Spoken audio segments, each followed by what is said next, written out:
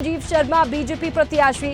खैर से सुरेंद्र दिलेर को बीजेपी ने प्रत्याशी बनाया है। करहल से अनुजेश यादव को बीजेपी ने प्रत्याशी बनाया। फूलपुर से दीपक पटेल, कटेहरी से धर्मराज निषाद प्रत्याशी है।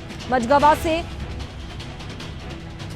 सुचिस्मिता मौर्य को बीजेपी ने प्रत्याशी बनाया। भाजपा ने 7 सीटों पर उम्मीदवार घोषित किए हैं। यूपी की 9 विधानसभा सीटों पर होने वाले हैं उपचुनाव। ओबीसी समाज पर भाजपा ने दांव खेला है।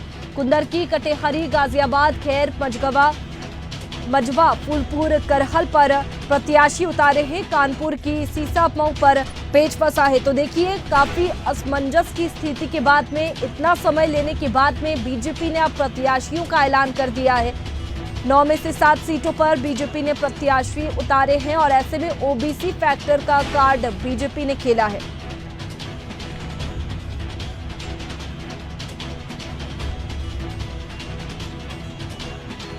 तो देखिए, भाजपा ने यूपी विधानसभा उपचुनाव के लिए पहली लिस्ट जारी कर दी है। पार्टी ने 9 में से 7 सीटों पर प्रत्याशी घोषित किए हैं। करहल से अनुजेश यादव को टिकट दिया गया।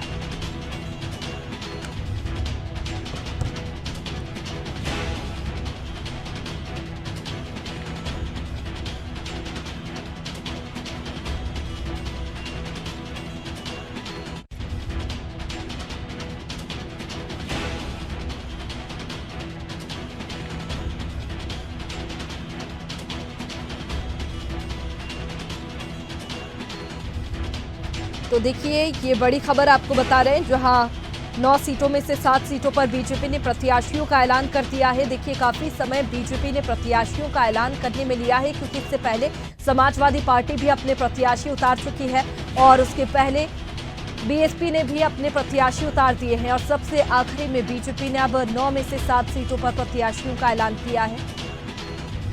और इसी पर ज्यादा जानकारी के साथ में वरिष्ठ संवाददाता राशिद हमारे साथ में जुड़ चुके हैं। राशिद, जिस तरीके से उपचुनाव की तैयारी तेज है और ऐसे में बीजेपी में काफी असमंजस की स्थिति देखने को मिली थी, काफी समय उन्होंने प्रत्याशी घोषित करने में लिया है। फिलहाल प्रत्याशी घोषित कर दिए हैं, लेकिन 9 में से 7 सीटों पर ही किए हैं और ओबीसी कार्ड बीजेपी ने खेला है। देखिए, बिल्कुल वैष्णवी, क्योंकि जिस तरह से जितनी लेट भारतीय जनता पार्टी ने जो है अपने प्रत्याशी उतारे हैं, कहीं ना कहीं देखिए लगातार दिल्ली से लेकर लखनऊ तक जो बीजेपी में जो एक मंथन था वो चल रहा था। क्योंकि लगातार जिस सीटों की हम बात करें जो है 10 सीटों की, तो उसमें लगातार जिसमें से 9 सीटें जो है अपने प्रत्याशी उतारना था, क्योंकि जाहिर सी बात है। और ऐसे में बीजेपी जिस तरह से लगातार एक समीक्षा बैठक कर रही थी और पार्टी कार्यालयों में देखा गया था साफ तौर पे, क्योंकि जो एनडीए गठबंधन की जो दल हैं वो भी कहीं ना कहीं से लगातार जो सीटों की मांग है वो कर रहे थे। संजय निषाद की चाहे हम बात करें, चाहे ओम प्रकाश राजभर, हालांकि उन्होंने सीट नहीं मांगी थी, लेकिन कहीं ना कहीं से दबे शब्द उनके लगातार सामने आ रहे थे। तो ऐसे में जो बैठक थी वो कहीं से लखनऊ से लेकर दिल्ली पार्टी कार्यालय तक पहुंची थी। उसके बाद जिस तरह से वोटों की साधने की बात रही हो या उपचुनाव में जिस तरह से वोटों की समीकरण को लेकर जिस तरह से एक समीक्षा बैठक की गई थी, उसमें कई तरह की जो है खामियां भी देखने को मिली थी और वोटर की जो लिस्ट है वो भी साफ तौर पर देखी गई थी। तो जिस तरह से देखिए 7 में से 5 ओबीसी कार्ड जो भारतीय जनता पार्टी ने खेला है वो कहीं ना कहीं देखिए एक महत्वपूर्ण माना जा रहा है, क्योंकि लगातार जो प्रत्याशियों की हम बात करें तो वो प्रत्याशी कहीं ना कहीं जमीनी स्तर पे जुड़े हैं और ऐसे में वहां पर ओबीसी कार्ड कहीं ना कहीं भारतीय जनता पार्टी को काफी जो है सफल प्रयास उनका रहेगा और जाहिर सी बात है ऐसे में लाभ मिलने की उम्मीद भी जताई जा रही है। तो देखिए, और यही बात देखिए सीसामऊ की सीट की बात करें तो वो कहीं ना कहीं देखिए उसमें दांव पे फंसा हुआ नजर आ रहा है, क्योंकि देखिए वहां पर कल जिस तरह से देखिए एक वरिष्ठ नेता है वहां पर उन्होंने नामांकन पत्र भी खरीद लिया। उसके बाद से उस सीट को भी अभी कहीं ना कहीं देखिए अभी जो है क्लियर करना अभी बाकी है। और साथ ही साथ 3 सीटें जो है जिस तरह से अभी बच रही हैं, उसमें से मिल्कीपुर में तो हालांकि देखिए अभी चुनाव की घोषणा भी नहीं हुई, लेकिन 7 में से 7 सीटें जो घोषणा की है उसके बाद 2 सीटें हैं। हालांकि अन्य दलों के खाते में जाने की जो है संभावना नजर आ रही है, लेकिन अभी किसी प्रकार की कोई जो है किसी तरह की जो है स्थिति अभी साफ नहीं हुई है। बिल्कुल, देखिए जिस तरीके से कह सकते हैं राशिद जी की लोकसभा चुनाव में बीजेपी का बेहतर प्रदर्शन नहीं था, उसके बाद में सीएम योगी आदित्यनाथ लगातार एक्टिव नजर आए और यही कारण था कि जो सूची में भी देरी हुई है बीजेपी में, लेकिन देर आए दुरुस्त आए। जो सूची जारी की है उसमें सभी वर्गों को ध्यान में रखा गया है। 9 सीटों के लिए ये महत्वपूर्ण सूची है और ओबीसी फैक्टर्स को साधा गया है।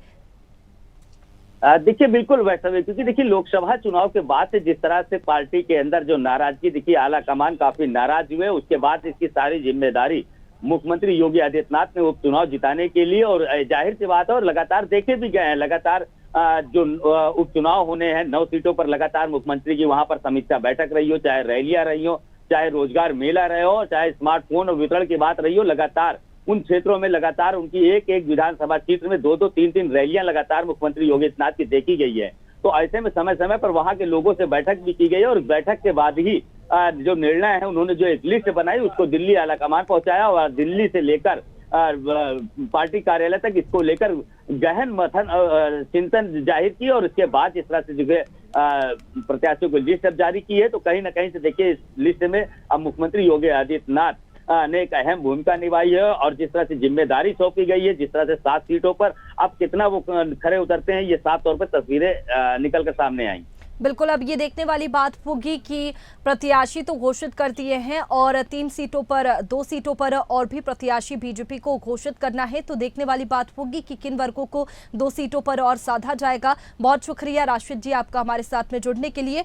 तो देखिए किस तरीके से यहाँ पर असमंजस की स्थिति बीजेपी में देखने को मिली थी, और काफी समय बीजेपी ने प्रत्याशी घोषित करने में लिया, लेकिन ओबीसी फैक्टर्स को साधने की कोशिश बीजेपी ने की है और 7 प्रत्याशी फिलहाल बीजेपी ने घोषित कर दिया है।